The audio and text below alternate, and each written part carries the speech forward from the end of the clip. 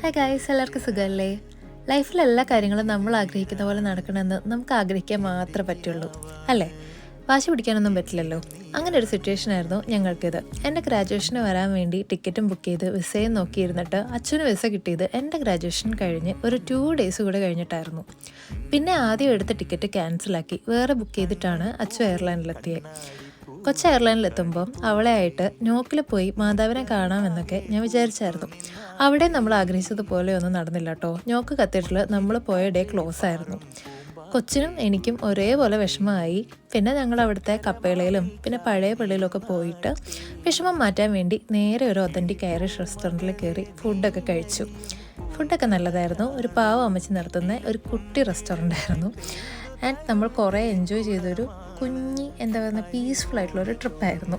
അപ്പോൾ എല്ലാ കാര്യങ്ങളും അതിൻ്റെ വഴിക്ക് പോകുന്നതാണ് നല്ലത്, അല്ലേ? അപ്പോൾ ബൈ, പിന്നെ കാണാം.